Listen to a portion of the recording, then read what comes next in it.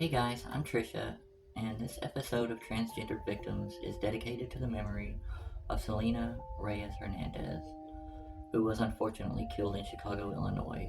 She was a transgender woman, so let's get into it.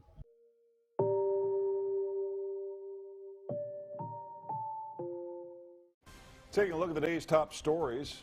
A high school senior will remain locked up without bond after being charged with killing a transgender woman.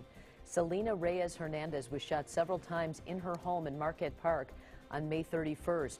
Prosecutors say Orlando Perez confessed to the killing. He's a senior at Bogan High School. A Chicago teenager faces a charge of first-degree murder in the death of a 37-year-old woman, whom he allegedly killed after learning she was transgender. Kudos to you, NBC, for calling her a woman. Orlando Perez, 18, was taken into custody by Chicago police after admitting to shooting Selena Reyes-Hernandez in the head and back on May 31st. This was in 2020. Perez allegedly was upset to discover Reyes-Hernandez was transgender after he went home with her, police said.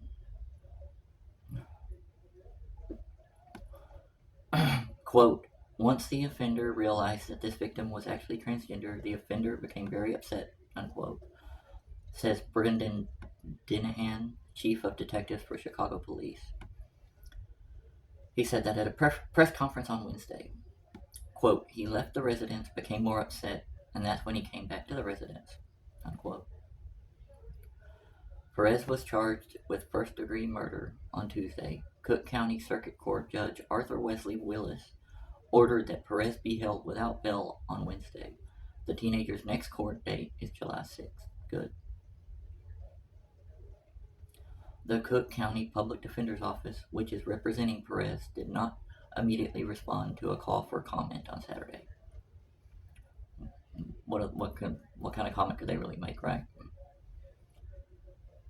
Dinahan, that's a weird last name, Dinahan said private video cameras near Reyes-Hernandez's home showed Perez returning to her place with a gun. He said the case against Perez grew when they found photo and video of the teen and Reyes-Hernandez's phone. Perez told investigators that he grew more distraught after he left Reyes-Hernandez's home and that he went back there and shot her in the head and back. Why did it just drop? No, it's not right. You should always tell men that you're transgender. It's not cool to do that, but you don't deserve to get killed for it. I'm sorry. Anybody that thinks so is wrong. You do not deserve to get killed for that. It was a mistake. And she paid for it with her life. So, okay. Let me get this straight.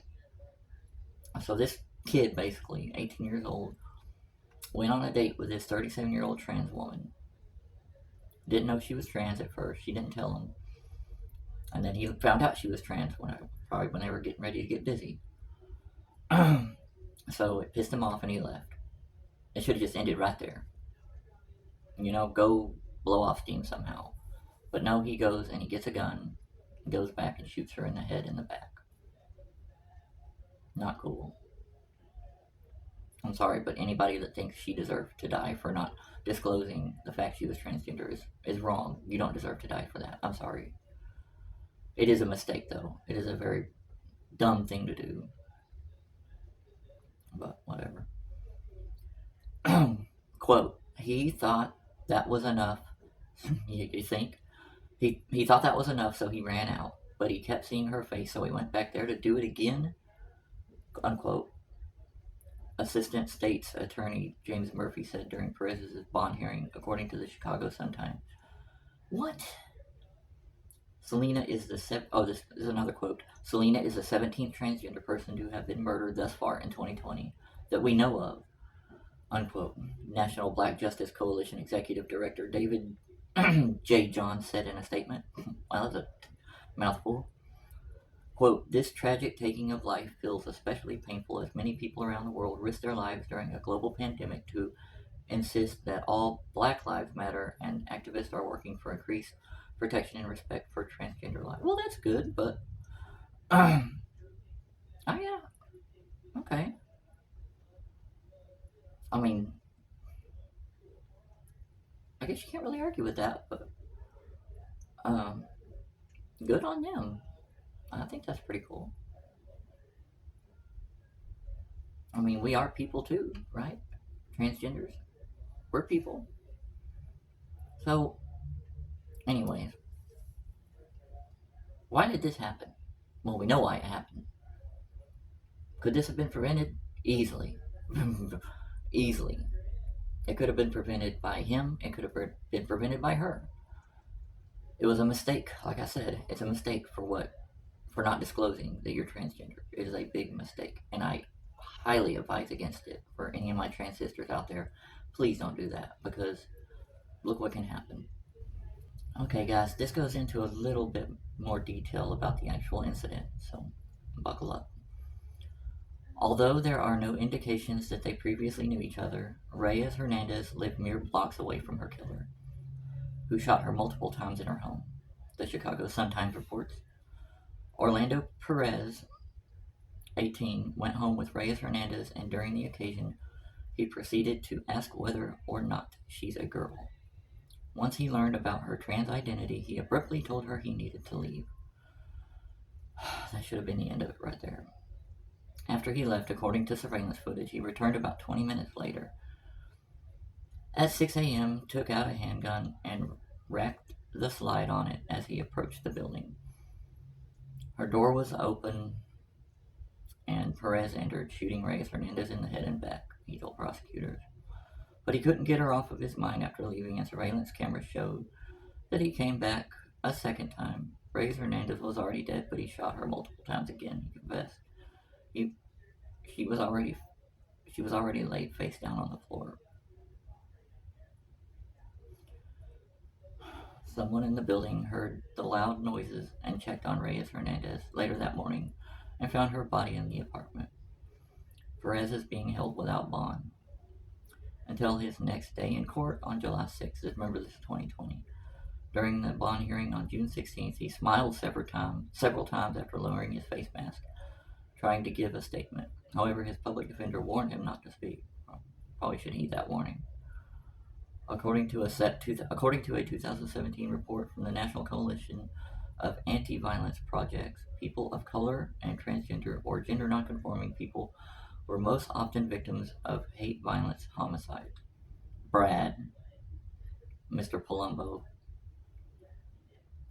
During that year of tracking hate violence, which is the most recent information available, 71% of victims were people of color, 52 were TGNC, transgender nonconforming, 40% were transgender women of color. Even with that information, it became harder to track the rate and prevalence of hate violence because, for the past decade, the reporting of hate violence has been on the decline. That's good. NCAVP said the decrease in reporting of hate violence incidents isn't reflective of an actual decrease of hate violence against LGBTQ people. And at the time, NCAVP said the decline can be attributed to a lower capacity of organizations to collect information due in part to budget cuts. Wonderful. In addition to the normalization of hate against the community. See, that right there hits the nail on the head.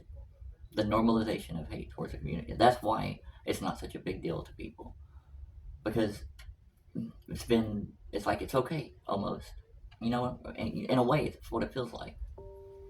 So, for you, Miss Selena Reyes-Hernandez, having lost your life, I'm going to light this virtual candle in remembrance of you. To all your family and friends, I hope that you rest in peace.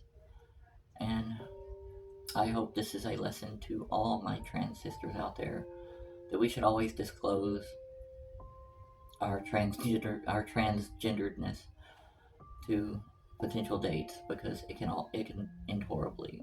It's not right and it shouldn't happen at all. But it does.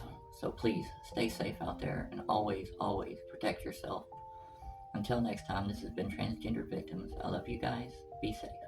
Bye.